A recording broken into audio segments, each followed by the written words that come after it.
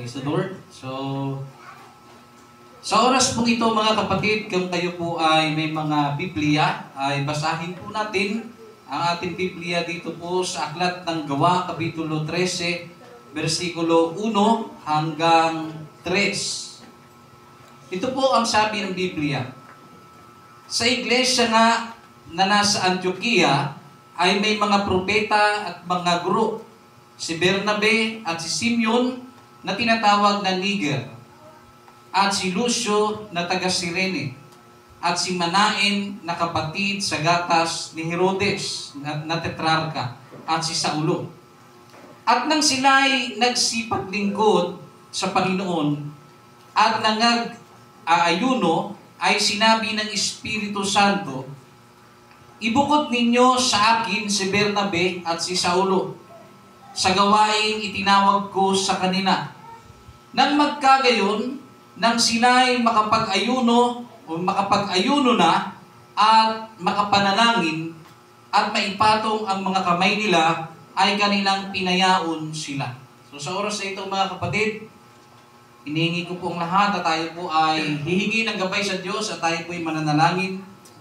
Amang banal Diyos na nasa langit, maraming salamat po sa araw na ito, sa pagkakataong ibinigay niyo po sa amin, na sa huling bahaging ito, kami po ay makakapakinig ng iyong mga buhay na salita.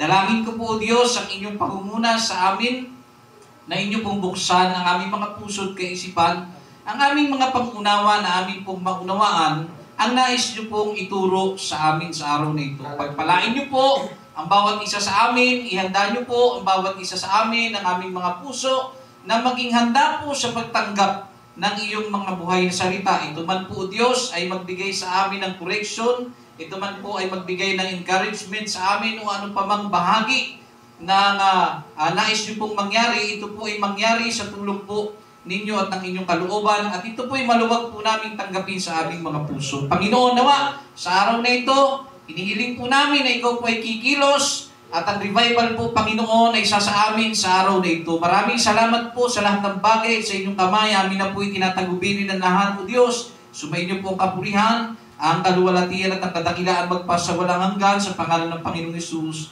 Amen. Praise the Lord.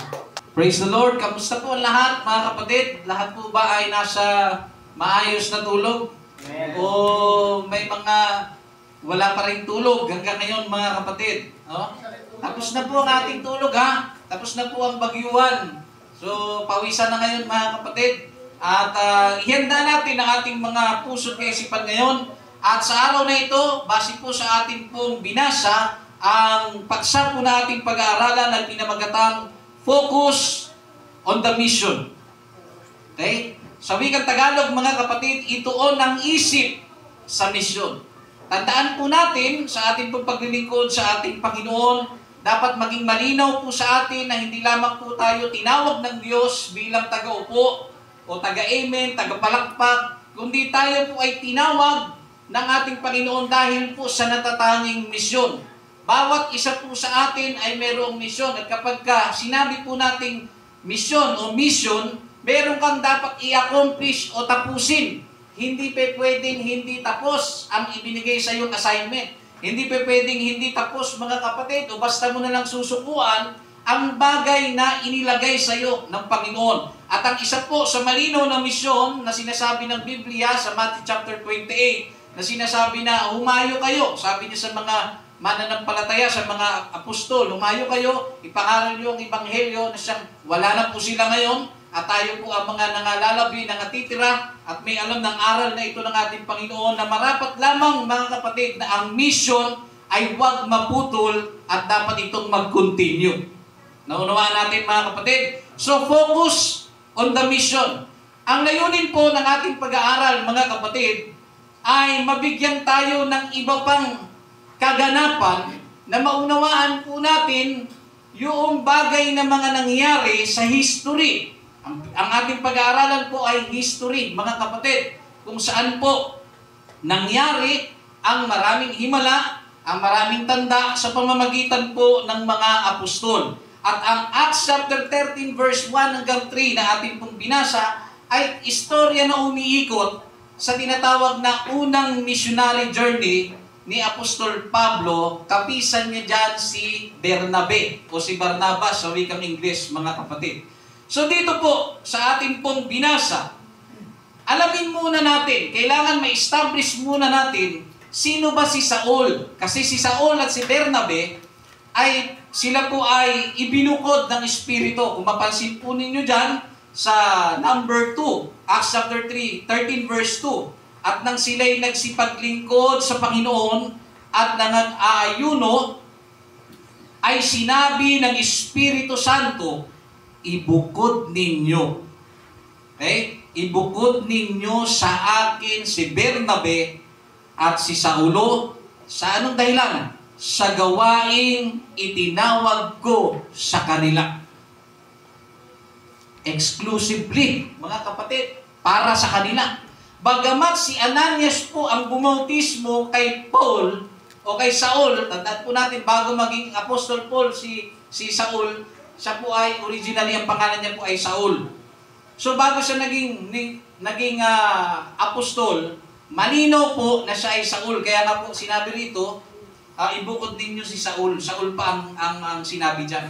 So bagamat binautismohan siya ni Ananias, hindi si Ananias ang pinili na kasama ni Saul o ni Apostol Paul later on. So ngayon, mga kapatid, kailangan natin ma-establish sa mga hindi pa nakakakilala, who is Apostle Paul and Barnabas? Si Apostol Paul, mga kapatid, originally, siya po ay, ang pangalan niya ay Saul, gaya na binanggit ko kanina, na siya po ay taga Tarsus. Okay? Nakatira po siya, mga kapatid, sa Tarsus. At ang tao pong ito na si Saul, na later on ay naging Paul, kilala po siya sa pang-uusig, mga kapatid, ng mga Kristiyano.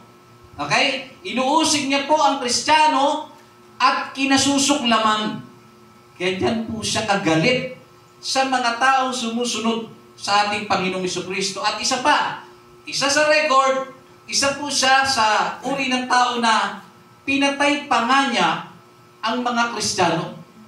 So sa madaling salita, siya po ay mamamatay tao. At yan pong record na yan ay nakasulat, don't forget this, mga kapatid, in the book of Acts chapter 1 verse 3, naging kasanayon po siya dyan sa pagkamatay ni Esteban. At Acts chapter 9 verse 1. Okay? Ngayon po, dadako tayo kay Bernabe o kay Barnabas sa wikang Ingles. Ito pong si Bernabe o si Barnabas, mga kapatid, ay isa sa pinili na makakasama po ni Apostol Pablo o ni Saul. Ngayon, ang tunay po na pangalan ni Barnabas o ni Bernabe ay Jose. Okay? Maliwanag po, Jose po ang kanyang tunay na pangalan, subalit mas kilala siya sa pangalang Barnabas o sa wikang Tagalog, Bernabe. Ngayon po, mga kapatid, itong si Barnabas, mga kapatid, ay isang Levita na taga Cyprus. At ito pong si Barnabas, mga kapatid, ay kilala sa pagiging encourager. Yan. Isa po siyang uri ng tao, ng mananampalataya na nag-i-encourage, mga kapatid, sa mga nanghihina, sa mga nawawala sa linya sa paglilingkod. Isa po siyang encourager at higit sa lahat, mga kapatid, isa po siya sa uri ng Kristiyano na bukas palad, no, sa pagtulong. In the book of Acts chapter 4 verse 36 hanggang 37, makikita ninyo kung paano po siya nagiging bukas palad sa kanyang mga kapatid sa pananampalataya dahil sa kanyang paglilingkod sa ating Panginoong Diyos. Ngayon po, mga kapatid, itong si Barnabas, malaki po ang kanyang naging papel sa buhay ni Saul, ni Apostol Paul, sa kanilang journey. Bakit kanyo, mga kapatid? Itong si Barnabas, mga kapatid, ay naging daan para si Apostol Pablo ay huwag katakutan. Dahil bago po siya naging Apostol Pablo, hindi po ba't siya Saul? Siya po ay mamamatay tao, manguusig, kinasusuklaman niya ang mananampalataya. Ngunit nang masumpungan niya si Kristo sa kanyang buhay, tinanggap niya ang Panginoon, nabaptize siya ni Ananias, nagbago ang kanyang pananaw, nagbago ang kanyang buhay. At ang kanyang ginawa ngayon, nangaral siya patungkol kay Jesus. At nang makita siya ng mga mananampalataya, hindi ba't yan yung umuusig sa mga Kristiyano? Natatakot po ang mga Kristiyano pag nakikita siya. At ito pong si Barnabas ang naging susi para kumalma ang nangyayaring sitwasyon noong unang panahon. Na itong si Saul o si Apostol Pablo na tinawag ng Panginoon ay binago ng Panginoon. Isa na rin siyang mananampalataya. Isa na rin po siya sa tinatawag na mga ngaral. At nagkaroon po ng pagbabago ng pag-iisip sa buong iglesia na siya po ay bahagi na ng katawan ni Kristo. Siya po, mga kapatid, ay bahagi na bilang isang mananampalataya. Naunawaan po natin, mga kapatid. Naunawaan po ba natin? Amen. Yan. Ngayon po, ito pa po ang isang bagay. Si Barnabas po, mga kapatid, ay isang apostol. Yan. Usually, naririnig natin, 12 yung apostol. Namatay si Judas, pinalit si Matias, dumating si Saul na naging later on Apostol Paul. At ito pong pagiging apostol ni Barnabas, hindi po masyado itong usapin. Hindi po siya masyadong napag-uusapan, hindi po siya masyadong nami-mention. Siya po ay isang apostol. At ito po, ang record na ito ay nakasulat sa Acts chapter 14, verse 14. Yan lang po, kaisa-isang na-mention sa Gawa 14:14 na siya po ay apostol. Pero tandaan niyo po, ang pagiging apostol niya ay hindi po bahagi doon sa original na 12 disciples ni Jesus. Ang pagka-apostol po niya, mga kapatid, ay outside. Ang nag-ordain po sa kanya, hindi tao. Pero base sa ating pinag-aralan, ang banal na espiritu ang nagbukod sa kanya kasama si Apostol Pablo. Kaya siya naging apostol. Yan. So wala pong record, mga kapatid, na siya po ay inordinahan ng tao, kundi makikita natin dito, ang banal na espiritu ang nagsabi na ibukod siya. At tinawag siya doon, mga kapatid, sa Acts chapter 14, verse 14, na isang pong apostol. Ngayon po, mga kapatid, sa pagpapatuloy, nung sila po ay patungan ng kamay, panalangin at matapos po ang pag-aayuno at sinabi ibukod sila, sila po ay nagsimula ng maglakbay. Sa first missionary journey po nila, mga kapatid, ang first missionary journey ay nagsimula sa libro ng Gawa, Acts chapter 13 verse 1, at nagtapos po yan ng Acts chapter 15 verse 35. Dahil yung 1536, second missionary journey na po yan. Ngayon po, sa kanilang journey, mga kapatid, ayon sa Biblia, sa paglalakbay po nila, bagamat sila lang po ang ibinukod, isinama po nila, sino po ang isinama? Si John Mark. Yan, si John, si Mark, Marco sa Tagalog. Sinama po nila yan, mga kapatid. Ngayon po, si John Mark, mga kapatid, ang sumulat ng libro ng Mark. Nakita niyo, mga kapatid, nababasa natin, yung for gospel, yung Mark, siya pala yun.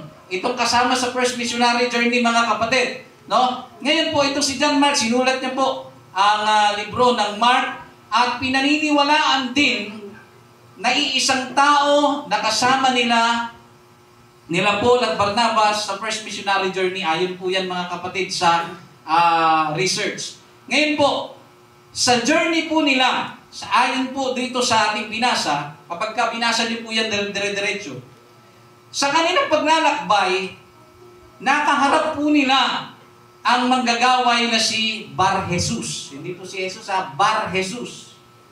Si Bar Jesus po, ang isa po niyang pangalan ay Elimas. Si Elimas po, para po sa kaalaman ng lahat, ang isang tao na pilit hinahadlangan si Apostol Pablo sa first missionary journey nila. Kasi si Sergio Paulo, no, yung kilalang tao, gusto niyang marinig, pinatawag niya si Apostol Pablo.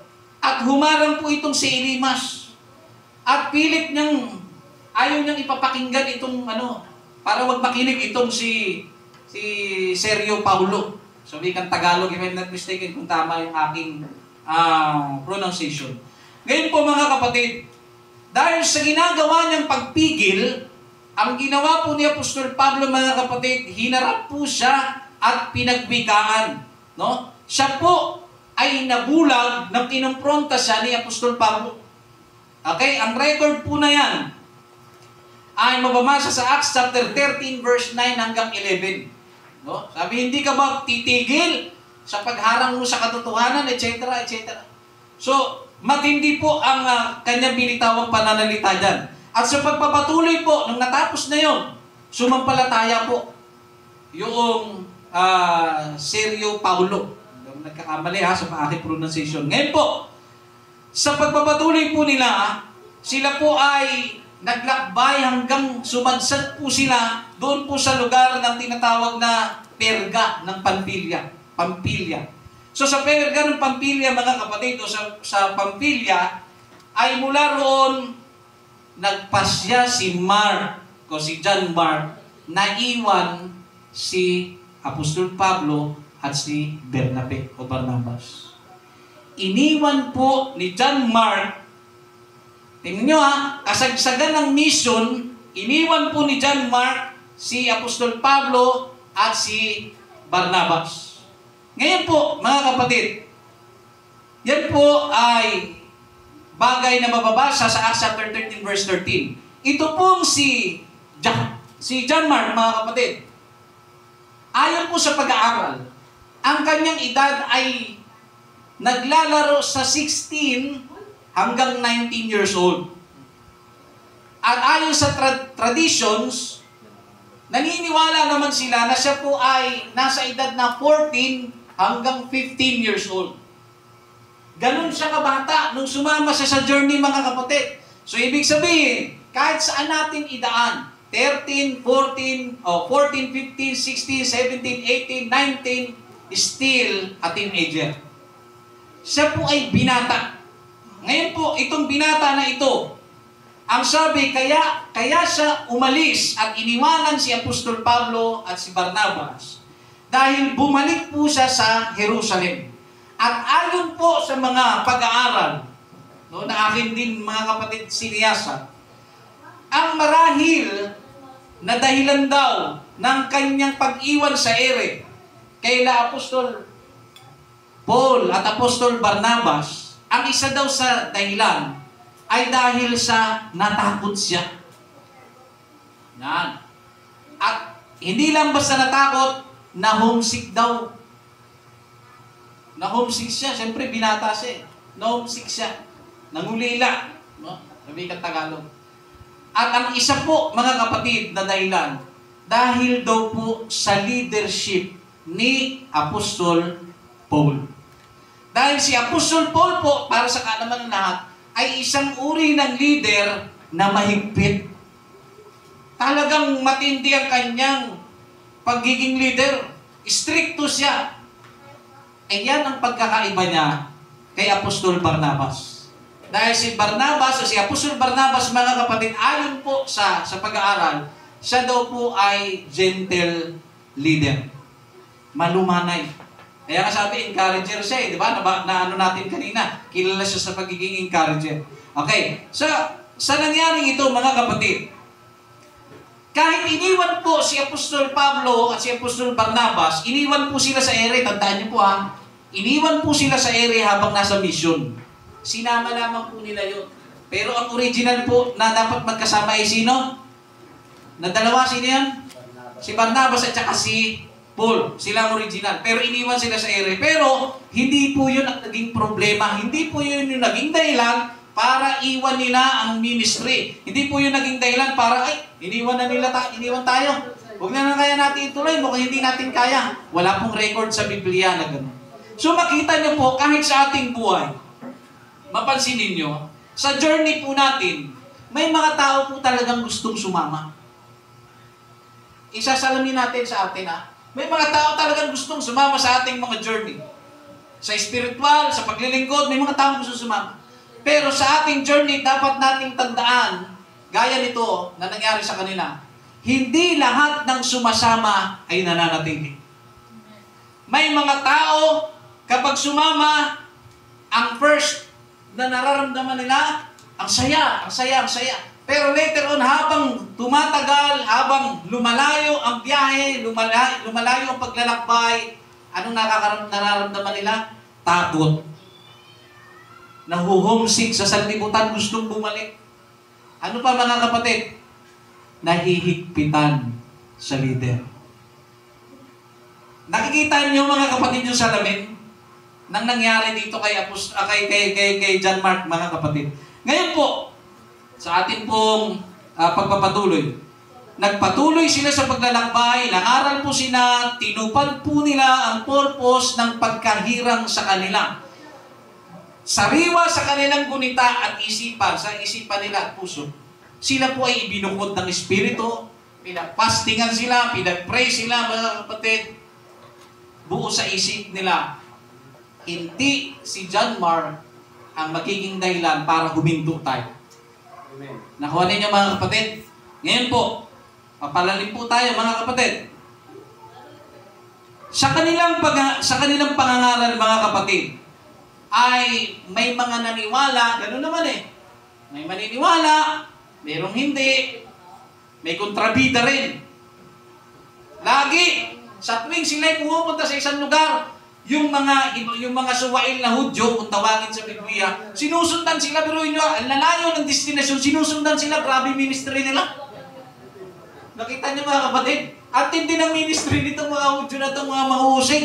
Hinahabol nila, sinusundan nila, tapos kung kayo maniwala sa kanila, etc. Ganyan po mga kapatid eh. Ano? Matinding ministry nila. Talagang dedicated sila. Mga kapatid. Ngayon po, nung may mga sumampalataya na at hindi, may nangyari o meron pong pangyayari na na-miss ni John Mark sa kanyang buhay. Iniwan niya ang first missionary journey, sila Apostol Paul at Apostol Barnabas, iniwan niya. Ito po yung 4 na bagay na na-miss niya. Pag sinabing na-miss, mga kapatid, napalampas niya sa buhay niya. Napalampas siya sa buhay Kristiyano, sa buhay binata niya, mga kapatid. Ano po yun? Ito po yung 4. Witnessing persecution. Ako po ay nagsasalita kung bakit ang dahilan ay napalampas na ito sa buhay niya. Ako po ay nagsasalita sa bersikulo lang na ito ha. Kasi later on naman, nakaranas din siya ng mga persecution eh. May mga ano din eh. Dito lang sa missionary journey. Hindi niya nasaksihan o na-witness yung persecution na kasama sila Apostol Pablo. Kasi experience mo dapat yun eh. Magpapatibay ang mga persecution, nagpapatibay po yan sa atin pag nakaka-experience po tayo. So yun po yung una, witnessing persecution. Pangalawa, experiencing persecution. Yung nasaksihan mo, na-experience mo pa, ibang dating nun mga kapatid, mayroon pinaghuhugutan yun. Pangatlo mga kapatid, na-miss niya pong ma-witness yung miracle na ginawa ni Apostol Pablo nung gamitin siya ng Panginoon. Dahil meron pong isang pilay mula pa sa tiyan ng kanyang nanay na kailanman ay hindi nakapaglakad. At nang makita niya, habang nangangaral si Apostol Pablo, nakikinig sa kanya. Napansin niya nakikinig. At ang nangyari, nung nakita niya, tandaan niyo po, sabi ng Biblia, nang makita niya may pananampalataya yung lalaki, sinabihan niya na nagwika siya ng isang salita at ang sabi ng Biblia, napalukso, lumukso po yung pilay at naglakad. Yan. So, isa yan sa na-miss na experience niya dapat at nasaksiyan niya na miracle. Okay? So ngayon, yan po yung 4 mga kapatid sa journey na na-miss niya. At yung, ito pa po mga kapatid, number 4, severe persecution of Paul. Mga kapatid, pakinggan niyo po, severe persecution of Paul. Pag sinabing severe, malala, matindi. Isipin niyo magkasama si Paul at si Barnabas. Si Paul lang po sa record ng Biblia kasi hinanap ko rin sa iba eh. Nagpunta ako sa ibang sites, baka may ibang nangyari. Pero talagang ayon sa history, nag-stick sila po mga kapatid dito sa Biblia. Si Apostol Pablo po ay nagdanas dito ng severe persecution sa pamamagitan po ng ano? Siya po ay pinagbabato. Okay? Pinagbabato po siya at ang sabi diyan, siya ay nakaranas ng pangangaladkad. Okay? Kinaladkad po siya mga kapatid sa labas ng bayan. Kaya siya kinaladkad kasi ang sabi ng Biblia, inakala ng mga tao na siya'y patay na. Tingnan nyo pinagbabato siya. Bato hanggang sa nawala na malay kasi pag-akala nila namatay na eh. Nangyari, kinuha nila, kinaladkad, dilabas sa bayan. Nasaksihan niya ni Barnabas. Pero hindi nasaksihan ni John Mark. Okay? Naintindihan po natin? Amen. Ito po, tandaan nyo. Acts chapter 13 verse 1 hanggang 3. Sinabi ng Espiritu Santo, ibukod nyo sa akin si Bernabe at si Saulo. Yan. Bakit daw po mga kapatid? Dahil sa natatanging misyon. Okay? Ngayon po, sila po ang orihinal na magkasama at pinagsama. Sila ay ibinukod ng Espiritu Santo na binukod ng Espiritu sa natatanging gawain. May nakatakda po para sa kanila. Okay? Maliwanag po sa atin na establish po natin ngayon na ang talagang orihinal na magkasama ay si Barnabas at si Apostol Paul. At hindi po talaga involved sa original na plano ng Banal na Espiritu na isama po nila si John Mark. Subalit, sumama po si John Mark, willing naman siyang sumama sa missionary journey, isinama siya. Ngunit later on, iniwan niya po si Apostol Paul at si Apostol Barnabas. So ngayon po mga kapatid, dito tayo ngayon. Dahil po sa isang tao, nagbago po ang plano. Okay? Yung isang tao na po na yun mga kapatid, yun po si John Mark. Ang Acts chapter 15 verse 36 hanggang 41. Sige po, mga kapatid, kung kayo po may mga Biblia. Ang sabi dito, at nang makaraan ang ilang araw ay sinabi ni Pablo kay Bernabe, pagbabalikan natin ngayon at dalawin ang mga kapatid sa bawat bayang pinangaralan natin sa salita ng Panginoon. At tingnan natin kung ano ang lagay nila. Yan, naisipan ngayon ni Apostol Pablo na dalawin yung kanilang mga napangaralan. Number 37. At inibig ni Bernabe na isama naman si Juan na tinatawag na Marcos. Okay? Pinilit ulit niya. Okay ba tayo, mga kapatid? Amen. Okay? Iniwan na sila. Ito na po yun. Nung sabing babalik tayo, dalawin natin sila, gustong mangyari ni Apostol Barnabas, mga kapatid, na isama po si John Mark. Number 38, datapwat hindi minagaling ni Pablo na isama nila ang humiwalay sa kanila. Tingnan ninyo ang talata ng Biblia ay talagang nilagay yung talagang salitang humiwalay sa kanila. Nang iwan sa kanila. Ulitin ko po datapwat hindi minagaling, hindi pinahintulutan, hindi pinayagan ni Apostol Pablo, mga kapatid, na isama nila ang humiwalay sa kanila mula sa Pampilya at hindi sumama sa kanila sa gawain. Number 39, at nagkaroon ng pagtatalo, ano pat sila'y naghihiwalay. Nag-part way sila. Dahil po sa isang tao na yan, mga kapatid. At isinama ni Bernabe si John Mark, si Marcos, isinama niya at lumayag sa Chipre. Datapwat si Pablo, datapwat hinirang ni Pablo si Silas at yumaon na sila'y ipinagtagubili ng mga kapatid sa biyaya ng Panginoon, number 41, at kanyang tinahak ang Syria at Cilicia na pinagtitibay ang mga iglesia. Okay, pakinggan niyo po ito mga kapatid. May bagay po tayong ituturo na kung saan hinihingi ko po ang inyong buong atensyon. Sa second missionary journey nila, kasi tapos na yung verse babalik na sila para dalawin ng mga kapatid. Gustong mangyari ni Apostol Barnabas, isama natin si John Mark.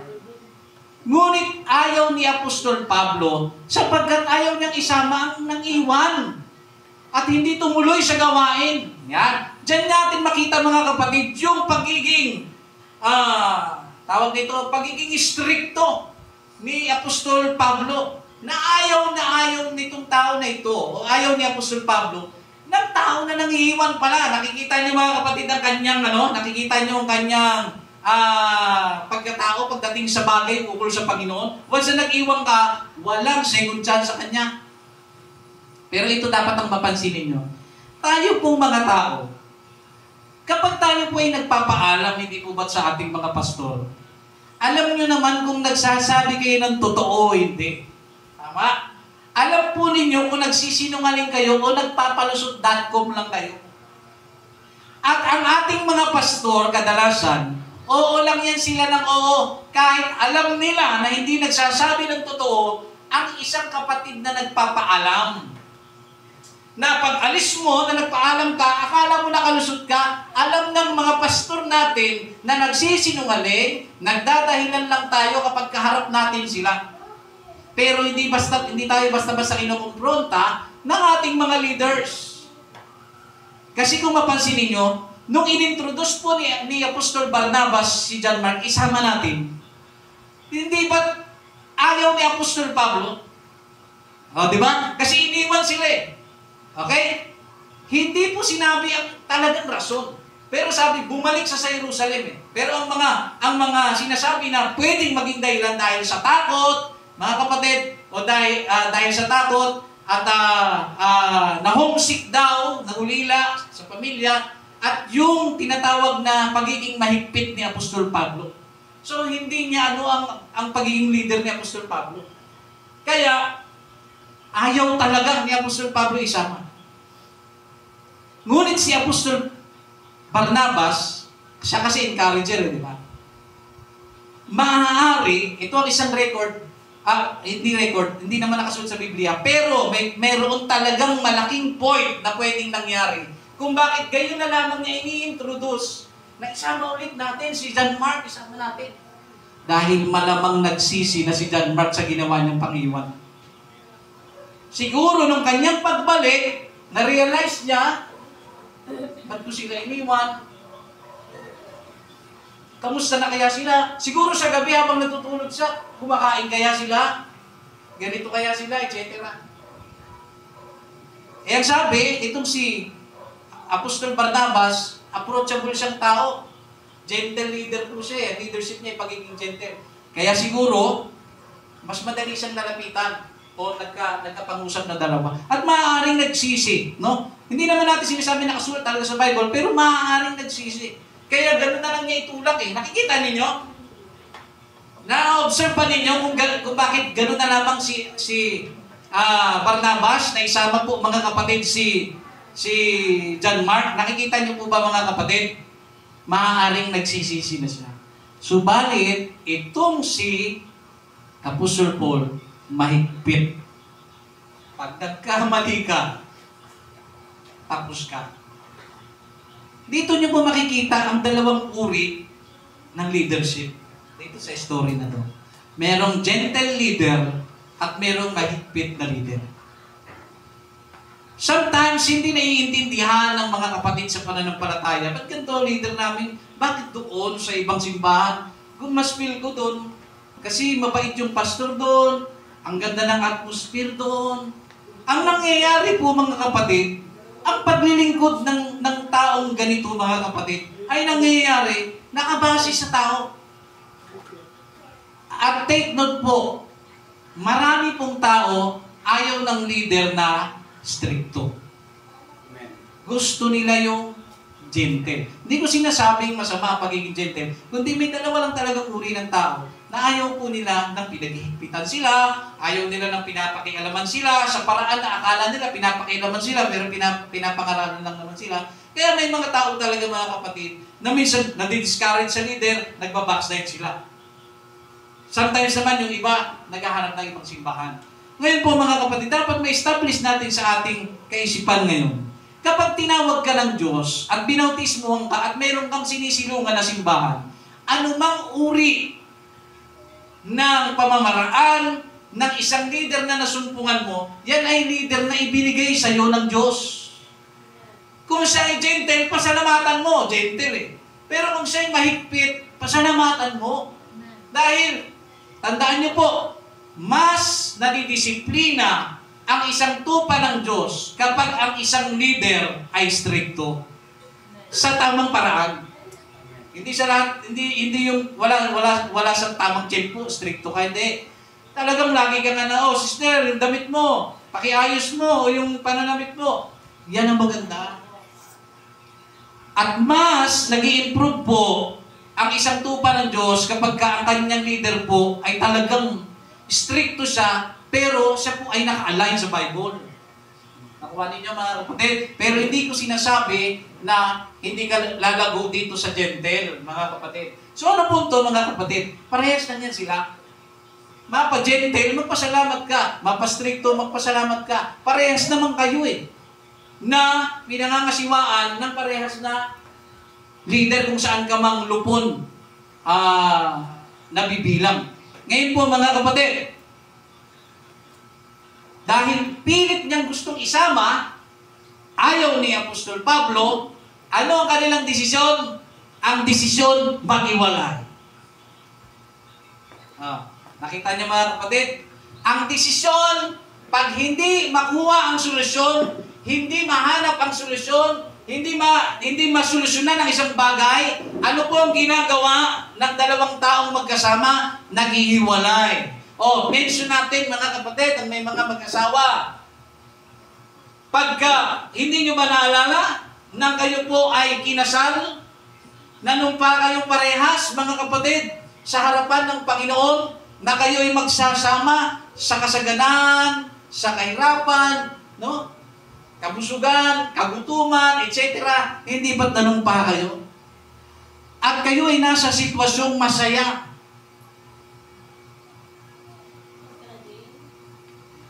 Nag-agree kayo. May agreement. Mayroong tipan po na nangyari. Subalit, isa sa dahilan kung bakit marami pong naghihiwalay na mag-asawa dahil may isang nangyari na hindi nila masolusyonan. Kaya ang nangyari, ang solusyon, hiwalay.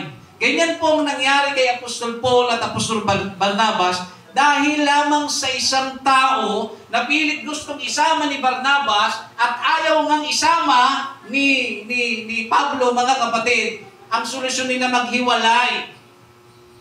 Ano nangyari? Nagsama si Bernabe o si Barnabas at si John Mark. At itong si Apostol Paul, alam niyo nangyari?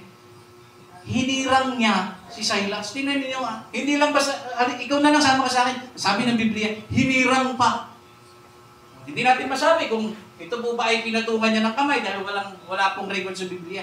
Hinirang niya, kaya nakakasama niya. And later on, nandoon din si Timoteo na isama din ni Apostol Pablo pagka tinapos po yung talata niya. Ngayon po mga kapatid, ganyan po nangyayari sa usapang mag-asawa. Isipin ninyo, pakinggan po ninyo, lahat po ng may asawa, at yung mga young people na walang asawa, pakinggan po rin ninyo ito, dahil may kapupulutan po tayo rito. Sa journey ng mag-asawa, gaya niya po sa Barnabas, may journey po sila, at meron po silang dapat tapusin. Ganun din, sa mag-asawa, may journey ang buhay, dadaanan ng mga pagsubok, paghihirap, etc. Bawat isa, lalaki o babae, sa journey po ninyo, huwag kayong magsasama ng John Mark. Maghihiwalay kayo eh. Ang pinupunto ko pong John Mark, mga kapatid, ito po ay simboliko na kung saan may mission kayo, pilit ninyong may dinadala kayo ng isang bagay na hindi naman kabilang sa pagiging mag-asawa ninyo. Ano po yun? Pagaanin ko. Kung lalaki ka, magkasama kayo, lagi kang naglalasing. Oh. Ano nangyari mga kapatid? Lagi naglalasing.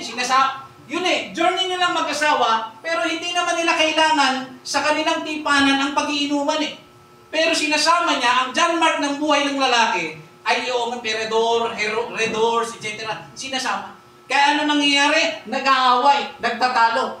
Ano pa mga kapatid? Maaaring sugal ang John Mark ng buhay niya. Maaaring mga kapatid, yung mga pambababae, ang John Mark ng buhay niya, sinasama niya. Sabi nga kung di mo iiwalayan yan, kami ang aalis ng mga bata. Nakikita ninyo mga kapatid na simboliko na ginagamit ko. Ngayon, ano nangyayari mga kapatid? Ang ending, maghiwalay. Akin si Nika, sa'yo si Lito. Yung anak pinagkatian. Dahil sinasama nila, o sinasama ng tatay, ang John Mark sa relasyon nila. Ganon din mga kapatid sa babae. Tanggapin natin. Ayon po sa pag-aaral, tandaan po ninyo, makinig po kayo. Lahat kayo. Sister May, makinig ka rin.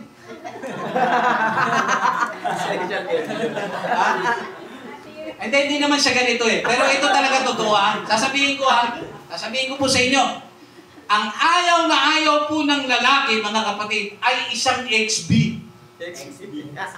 Ano ba ibig sabihin ng XB? Kilala niyo yung XB ng mga rapper? Putak ng putak. Yan ang John Mark ng buhay nila. Sinasama nila. Imbis na unawain, tandaan niyo po ang pag-uunawa sa isang asawa ay importante. Kapag ang isang pag-iinom ay isang beses lang nangyari, 2, 3, baka pwede mo ba, uunawain mo na. Pero kung araw-araw na lang, gabi-gabi na lang mga kapatid, araw-araw, gabi-gabi rin, hindi lang inom, nagtutungit, kung ano man ang kanyang ginagawa. Tuwing dadating ka na lang, simula sa pinakataas na katawan. Hanggang mag-rap mga kapatid. Hindi ba't ang lalaki naririndi? Ano nangyayari mga kapatid?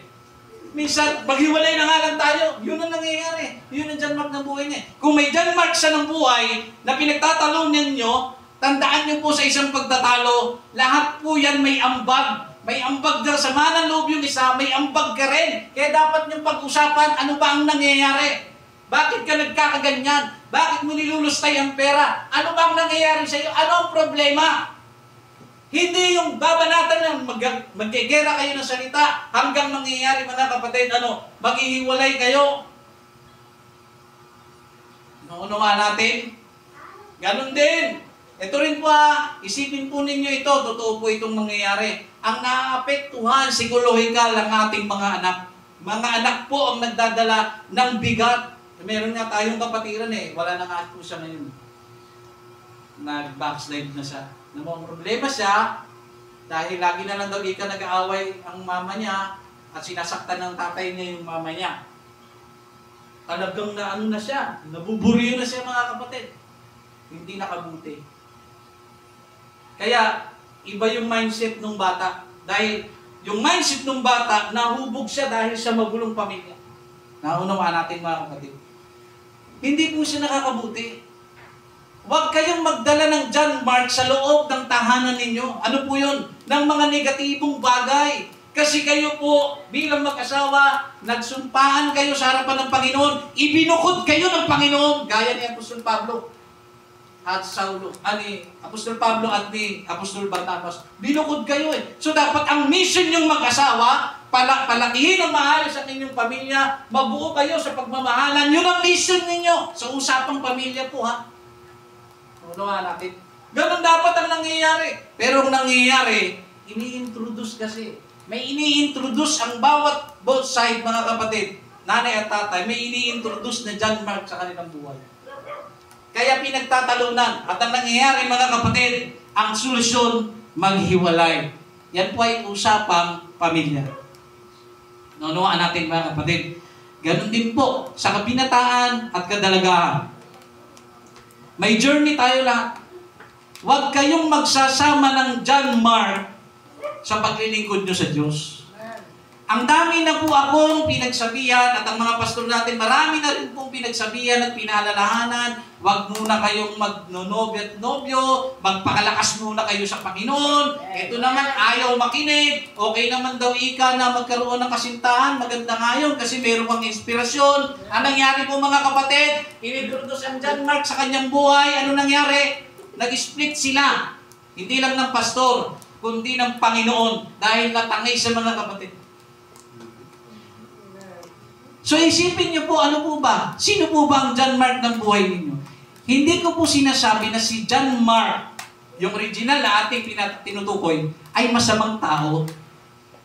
Ang John Mark na sinisimboliko ko, na galing sa kanya, ay yung ginawa niyang pang-iiwan. Yung ginawa niya mga kapatid na damage doon sa ni Apostol Pablo. Kaya ayaw siyang isama. Nakuha ninyo? Yun po yung John Mark na tinutukoy ko. Yung John Mark na kung saan inintroduce po ni Apostol Barnabas kay Paul. Pilit na isinusuksok. Ayaw nga po ni Apostol Paul hanggang sa naghiwalay sila. Ang kagandahan naman kay Barnabas, sinisikap niya. Sabi nga ng Biblia, mapalad ang gumagawa ng ipagkakasundo sapagkat tatawagin silang mga anak ng Diyos. Yan ang sabi. Pinipilit niya. Pero tandaan po natin, hindi lahat ng pinipilit natin ay mangyayari. Right. Dapat intindihin natin. Kasi po, tandaan po ninyo, pakinggan po ninyo mga kapatid ha. Ibang nakikita ni Apostol Pablo kung bakit ayaw niyang isama si John Mark. Ibang nakikita niya. Sa kabilang banda, si Apostol Barnabas, iba rin ang nakikita niya. Ang nakikita niya, makakatulong ito sa atin. Ang kabilang panig naman, hindi. Ganito pong nangyari. Nakakita po kayo ng number 9. Ipagpalagay na lang natin, ang nakikita ni Apostol Pablo ay 9. Ang nakikita ni Apostol Barnabas ay 6. Parehas silang may punto. Nakuha ninyo? Parehas silang may punto. May pinaglalaban silang parehas. Pero nakalimutan nila ang misyon. Na bago ang misyon, ang sabi, di ba? Ibukod ninyo silang dalawa sa natatanging gawain. Ang original na dapat na magkasama, sino daw po? Si Apostol Pablo at si Apostol Barnabas. Alam niyo mga kapatid, sabi diyan, sa tindi ng kanilang pagtatalo, wala man lang may nakaalala kung bakit sila magkasama. Kasi kung meron, dapat sinabi, alam mo, Barnabas, kapatid, hindi ba't bago pa siya sumama sa atin, ipinatong ng mga matatanda ng iglesia ang kanilang kamay sa atin. Nagsalita ang banal na espiritu na ibukod daw tayo sa isang gawain. Ngayon maghihiwalay tayo dahil sa taong ito. Nakuha ninyo, mga kapatid? Pero nang nangyari solusyon, hiwalay talaga. Ngayon po mga kapatid, pakinggan po ninyo. Sa ating pong pagpapatuloy.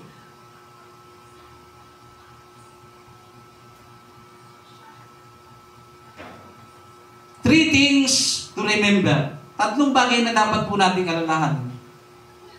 Una, the mission. Yung mission natin, may mission ka kapatid mag-isa. May mission din ang mag-asawa, buhay pamilya. Iba yun, labas yun ha. Pero sa kabuuan, may mission tayo spiritual. Kung wala ka pang pare sa buhay, may mission tayo. Mangaral ang salita ng Diyos, ibahagi ang salita ng Diyos. Ang sabi diyan, focus on the mission. Yun po. Kaya tayo naglilingkod, may mission at dapat nakafocus tayo lahat sa mission na may isa katuparan. Number 2, na dapat natin alalahanin, don't take John Mark with you on your missionary journey. Ang pinupunto ko po na John Mark, mga kapatid, huwag mong isasama sa paglilingkod mo sa Panginoon ang mga bagay na hindi naman kailangan at makakatulong sa paglilingkod mo sa Diyos. Mga bagay at mga tao, mga kapatid, na kung saan ilalayo ka lang sa paglilingkod sa Diyos. Mga bagay o mga tao na kung saan, mga kapatid, magkakaroon ka ng tinatawag na spiritual stagnant. May stagnant ka, may stuck ka, hindi ka mag-grow dahil sa mga bagay na ito. Mga kapatid, wag po natin isasama ito. Sumunod, ikatlo, mga kapatid, dapat natin tandaan, finish the mission. Bagamat sila po ay nag-part ways, hindi po nila hininto ang misyon. Ilagay nyo sa isipan ninyo, hindi naging hadlang ang kanilang pag-part ways, mga kapatid, para ihinto ang misyon. Pero, nasa alang-alang yung dapat sana na dapat ay mangyari. Nakita ninyo? Ang solusyon, at ninyo, pakinggan po ninyo ha. Marami po. Pakinggan niyo po. Marami po sa mga mananampalataya ang nagsasabi, tingnan ninyo, kung hindi sila nagtalo, hindi kakalat ang Ebanghelyo. Gets nyo? Alam kong napapakinggan nyo yan. At isa po ako dyan. Ngunit ng akin po itong pagbulay-bulayan, ibinabalik ako ng Panginoon dito sa Acts chapter 30 na kung saan sabi ng Espiritu Santo, ibukod ninyo si Apostol Pablo at si Barnabas para sa isang natatanging gawain. At akin itong sinuri, mga kapatid. Ang sabi sa pagsusuri, kung hindi daw naghiwalay si Apostol Pablo at si Barnabas, may malaki pa at malawak na pwedeng mangyaring epekto at impact nila sa kasaysayan ng isang Christianity, mga kapatid, sa sanglibutan. Nagigets ninyo? Pero, bakit inalaw ng Diyos na nagkahiwalay po sila? Hindi naman po ang Diyos ang nagdesisyon na maghiwalay kayo. Ang desisyon na yon ay nanggaling sa kanila. Pero hindi nila naisip, mga kapatid, na merong sinabi ang banal na Espiritu, kayo ay magkasama. Para rin niyang tanong na ganito eh. Paano kaya kung hindi kinain ni Adan at ni Eva ang prutas? Ano kaya ang buhay? Sa tingin mo, hindi ba't ang saya? Positibo ang lahat, mga kapatid. Pero ano nangyari? Nagkaganito-ganito tayo. Nagkaroon ng sad boy, nagkaroon ng sad girl, nagkaroon ng sad mama, sad papa. Ang daming nangyaring hindi naman natin ito pangarap at hindi natin ito gusto. Pero ano nangyari? Ang Diyos ay may remedyo. Niremedyohan ng Diyos. Pinadala niya kanyang anak para iligtas po ang sanlibutan. Tayong lahat.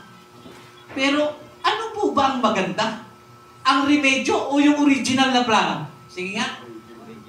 Yung original. Kaya nga sabi, mga kapatid, yung anong tawag dito? Kasabihan. Yung ano yun? Better than cure. Ano nga yan? Prevention is better than cure.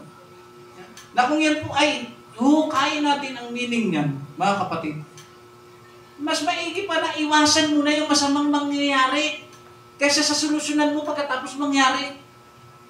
Dakuha niyo, mga kapatid. Amen. Yung tipong, alam mo yun, meron kang anti-rabies sa bahay mo, nasa cabinet mo, pwede mo namang hindi gamitin yun eh. Ba't ka pa nakikiaso? Di ba? May tao, mga kapatid, na bakit ka pa gagamit ng vaccine kung pwede ka naman umiwas sa aso? Nakuha ninyo, mga kapatid? Nakuha po ba natin, mga kapatid? Ganyan po. Alam niyo, mga kapatid, nung binabasa ko ito, honestly, tumatayo ang balahibo ko, mga kapatid. Nag-post talaga ako sa aking kinuupuan. Pinoobserba ko yung aking sarili, mga kapatid. Tumatayo ang balahibo ko. Naisip ko, mga kapatid, kung hindi sila nag-part ways, mga kapatid, mayroong malaking epekto na mangyayari. Amen. Huwag natin gamitin ang verse ng pagtatalo na ito para ikabit sa ating mga personal na buhay. Alam mo, nakatulong kasi yung paghihiwalay natin eh. Kaya nagkaganito yung buhay ko, nagkaganito yung ministry ko. Siguro kalooban din ng Diyos. Nakita niyo, mga kapatid, natuto na naman tayo sa salitang siguro. Hindi ka pala sigurado. Alam niyo mga kapatid, gusto ko kayong i-encourage sa isang sitwasyon na ganito. Kapag alam ninyo na ang isang tao ay inilagay sa inyo ng Diyos na kasama po ninyo, hanggang kamatayan nyo yan, kasama nyo yan, hanggang pagdating ng Panginoon kung sakasakali, huwag niyong iiwan ang tao na partner ninyo. Gaya ng mag-asawa. Huwag niyong iiwan ang asawa ninyo kahit anong mangyari. Dahil yan po, kasal kayo. Yan po, nangako kayo sa Diyos. Hindi nyo dapat iiwan yan. Sasamahan nyo yan. Mamahalin nyo yan sa kabila ng mga kakulangan niya. Mahalin nyo yan mga kapatid. Huwag po kayong tumulad sa kaya kita iniwan dahil nakita ko sa kanya ang wala sa'yo. Hindi mo ba naisip? Marami kang wala sa sarili mo pero pinanatili ng asawa mong manatili sa'yo sa kabila ng mga kakulangan mo. Nakita ninyo? Marami ring masigit sa'yo. Pero bakit nananatili ang asawa mo? Dahil naiintindihan niya yung mission. Magkasama kayo, humarap sa dambana. Ganon din sa atin. Di ba? Nabaptize kayo, kung sa mga nanonood, kung saan kayo nabaptize, sumisilong kayo sa inyong church ngayon, kasalukuyan. Yan po ang kasama ninyo. Yan ang kasama nyo sa journey. Huwag kayong magsasama ng John Mark, mga kapatid, na magpa-part ways kayo ng pastor ninyo. Hindi po yan. Iisipin mo, i-remedyo ulit natin kung hindi yun nangyari. Hindi sana ako drummer ngayon. Hindi sana, alam niyo mga kapatid, the original plan is better. Amen. Kaysa sa remedyo. Right. Awa na lang ng Diyos, kaya nare-remedyo natin. Di ba? Ang tigas ng ulo mo, sinasabihan ka ng pastor mo, huwag ka muna magano, nabuntis ka ngayon. Pero mabuti ang Diyos, nire-remedyo ka lang. Nakakapaglingkod ka pa rin. Kasi nagsisi ka eh. Tama? Nagsisi ka. Pero yung consequences ng ginawa mo, kailangan mong pagtiisan. Yan ang dapat mong pagbayaran. Remedyo na lang ang para sa iyo. Alam niyo mga kapatid, manatili po tayo sa original na plano, huwag po sa remedyo. Huwag natin pipiliin ang remedyo. Doon tayo sa original. Kaya mga kapatid, kung nakikita niyo ang inyong mga sarili, meron po kayong mga kasama sa buhay, kaibigan, kasama maglingkod, pastor, kasama maglilingkod mo sa Panginoon, huwag kayong mag-i-introduce ng John Mark na kung saan pag-aawayan yung dalawa ng leader mo. Huwag. Dahil yung mga yan, pwede ka rin iwan yan gaya ng ginawa ni John Mark sa talatang ito. Yun ang behavior niya. Yun po yung unang behavior niya ha. Kasi later on mga kapatid, nakabawi doon si John Mark eh. Umayos yung kanyang buhay spiritual dyan mga kapatid. So, ayun po ang dapat nating tatandaan mga kapatid. So ngayon, ayun po. Ang laki po sanang nang nangyari kung hindi po sana sila naghiwalay. Inuulit ko po, sesimentuhin ko sa isipan ninyo. Huwag po kayong mag-iisip na i-apply ang bersikulo na ito na sasabihin mo sa iyong sarili, sila nga nag-away. Sila yun. Ba't gagawin mo yun? Aawain mo ko? Naakig ka sa akon? Ha? Ha? Nagagalit ka sa akin? Aawain mo ko? Ba't salita kailangan po yun? Nagagalit ka sa akin? Gusto mo mangyari yun? Alam mo, history nila yun eh. History nila yun. Dapat nga mga kapatid, tandaan niyo po ang dapat ma-establish sa isipan natin, wag natin tularan yung nangyari. Dahil may original na plano. Tandaan niyo po mga kapatid, umalis ka. Hindi mo alam, darating palang panahon na ikaw pala ipagpapalain ng Diyos at gagamitin ng Diyos sa simbahang ito. Hindi na nangyari. Napunta ka na sa iba eh. Napunta ka na sa ibang asawa. Napunta ka na sa ibang tao. Napunta ka na sa ibang pananampalataya. Yan, pinapalawak ko lang po mga kapatid. So wag po natin, ulitin ko po ha, sisimentohin ko to, may mixer, gamit. Wag ninyong iisipin kailanman na ang pag-aaway na nangyaring ito ay nakabuti. Sabi mo lang yun, hindi yun sinabi ng Biblia. Okay? Hindi po sinabi ng Biblia yun. Ang nanghihinayang ako, kung natuloy sana. Diba? Pero wala na eh. Nandun na eh. Yun na yung epekto eh. Magmove na tayo. Pare-pares. Ikaw, iniwang ka, niloko ka. Magmove ka na. Wala na. May remedyo pa. Kaso remedyo na nga lang. Mag-move on. Lahat, mag-move on sa galit, mag-move on sa hinanakit, mag-move on na tayo sa lahat. Dahil sa journey ito, ilalagay ko sa isipan ninyo, sa journey nating lahat, may mga sasama, may mga mangiiwan, pero huwag niyong kakalimutan ang mission dapat na ipagpatuloy. Ipagpatuloy po natin ang mission, mga kapatid, na ibinigay po sa atin ng ating Panginoon. Now, before we end, mga kapatid, bawat isa sa atin, ulitin ko po, meron tayong lakbayin. Meron pong purpose ang Diyos sa atin na dapat po natin tahakin at isakatuparan. Okay? Sa literal, mga kapatid, na bagay, may mga ibinukod ng Diyos sa paglalakbay. Sa literal, yun po, inuulit ko po, yung mag-asawa, manatili kayo sa pagmamahalan at wag po kayong maghihiwalay. Okay? Sa spiritual na bagay naman, mga kapatid, si Barnabas, tandaan niyo po, si Barnabas ay pwedeng magsimbolo. Hindi ko sinasabi na kasulat sa Biblia, pwede nating isimbolize si Barnabas na tayo. Mahilig tayong mag-introduce sa Panginoon ng bagay na ayaw isama ng Diyos sa ating journey. Ang Apostol Pablo naman ay pwede nating isimboliko sa Panginoong Hesus. Dahil ang Panginoong Hesus din ay mahigpit din. Siya din po ay talagang stricto. No? Pag may mga taong ayaw isama ng Panginoon sa buhay mo, huwag mo nang pilitin. Nabasted ka na Panginoon, baka pwede isa pang pagkakataon. Busted ulit, busted, nagpasting. Nagpasting, mga kapatid, nagpasting. 3 days. Nabasted pa rin. Gagawin 10 days, ibigay mo lang sa akin. Ayaw nang tumigil, yung babae, nag 10 days din. Ayaw na sa lalaki. Panginoon, wag ito! Tingnan nyo ang hirap ng panalangin sa lisi. Tandaan niyo po, mahirap po ang panalangin sa lisi. Gusto mo siya, ayaw ka naman niya. Sino ang pipiliin niya? Ikaw ba na pangarap niya? O ang siyang tumatakbo sa puso daw niya? Diba, mga kapatid? Mahirap yun, kaya manigurado ka na lang. Sister, gusto mo ba ako? Kasi kung gusto mo ako, mag-pray ako ngayon, napapasakin ka. Ayun lang naman po, mga kapatid, ay laro lang ng isip. Pag yung seryosoin niya, baka gawin nyo dito yan.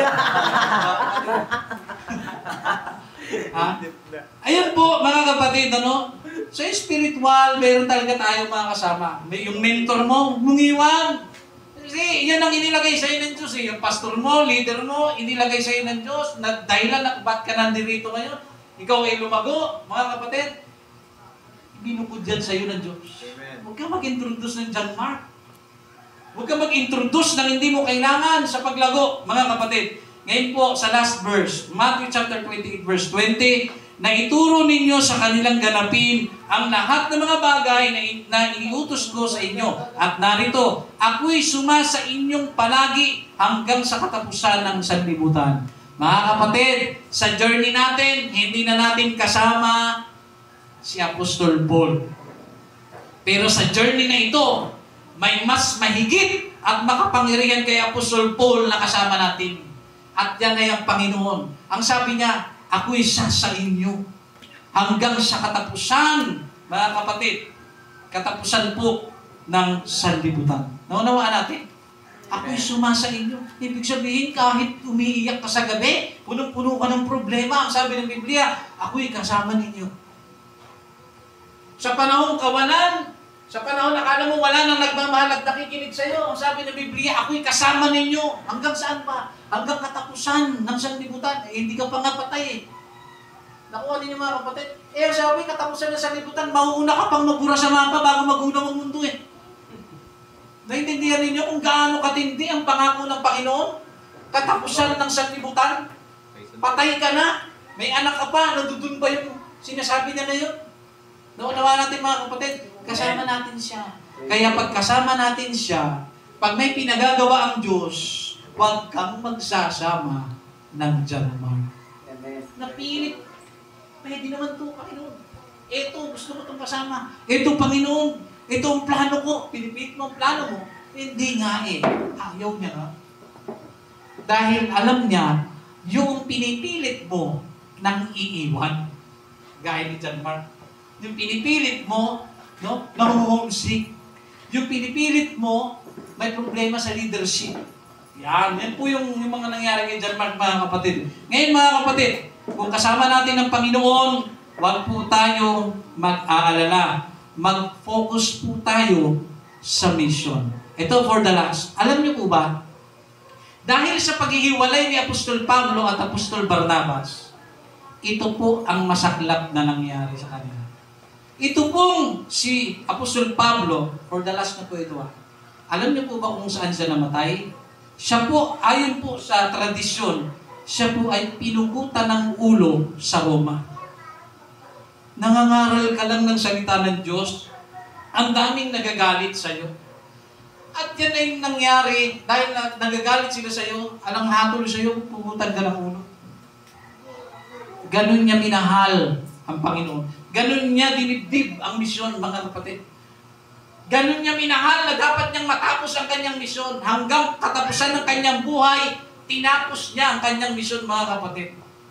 Diba? Sinabi niya, naalala niyo yung ating anniversary, finishing the race with joy. Naalala niyo? Tinapos. Tapusin daw natin ang ating takbo eh. Tinapos niya. Yun nga lang, siya po ay namatay sa kalunos-lunos na parang. Siya po ay pinugutan. Si Barnabas naman po, mga kapatid, ayon po sa pag-aaral, sa kasaysayan, pinaniniwalaan daw po ng kanyang pagkamatay ay pinagbabato.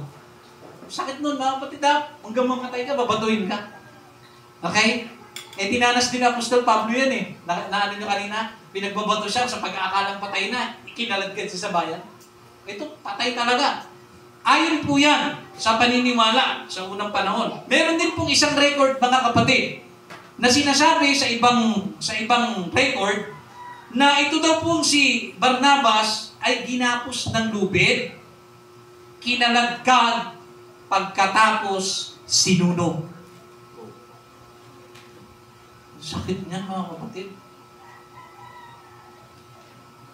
Tinali, kalagkarin ka, sunugin ka, dahil sa paglilingkod mo sa Panginoon. Sa atin hindi pa nga nararanasan itali. Makareview pa lang, umiiyak na eh. Di ba? Pero sila, mga kapatid, hanggang kamatayan, hindi nila binitawan. Tingnan natin. Tingnan natin. Ito yung masakit na katotohanan na iniiwan natin ang Panginoon. Samantalang itong mga taong ito, mga kapatid, nagpapatuloy. Pero isa rin ang pumapasok sa isip ko, naglalaro sa isip ko. Kung sila kaya hindi talaga naghiwalay, may iba ang istorya ng pagkamatay nila eh. Nakikita ninyo? Amen.